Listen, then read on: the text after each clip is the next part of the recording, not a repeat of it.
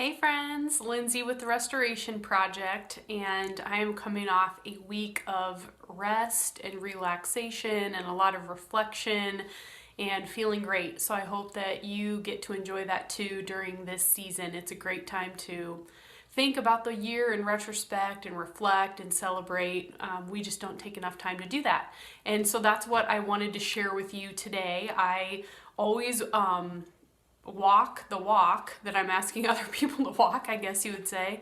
And so in reflecting, before I left last week, I sent to everyone that I had worked with in 2020 a handful of reflection questions that I wanted to share, because as I'm getting the responses, it's just like so heartwarming and such a good reminder that we just don't do this enough, and it's so important to reflect on where we've been and celebrate so that we can continue to build on that success. So in the year that was 2020, here's a handful of questions that I shared with clients that I hope you'll find beneficial and make time to reflect on and journal about.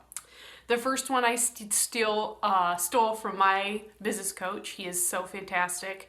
And it is, what was one thing that you learned, unlearned, or relearned in 2020? That's one of my favorite questions, and he asks me that just about every time that we get together at the end of our time.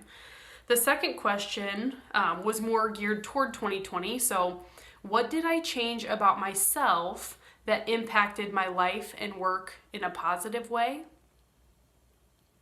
What did I change about myself that impacted my life and work in a positive way?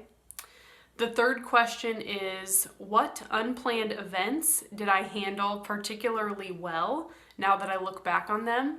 I think I've shared with everyone my question, or my one word for this year was surrender, and man, did I do a lot of that. And in my reflecting on unplanned, the ability to pivot and fully surrender and trust that God was going to provide was something I was tested on a lot this year. The fourth question, what were 3 highlights from 2020?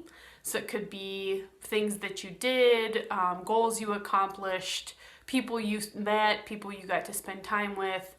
Just what are some of those achievements that get us in a positive place? And then ending strong, I always love to end with gratitude. So that last question was, who am I most grateful for? So again, I hope that you will take time during these last few days of 2020, even though it was very challenging for many of us in many ways. I think it's still important to look back at all the progress that we made, the lessons that we learned, even though maybe it wasn't planned progress or exactly how we thought it would turn out. There are still really good nuggets there that you'll want to capture and celebrate as you learned and you grew.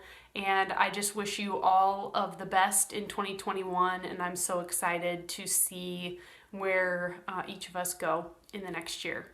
Take care, and happy New Year.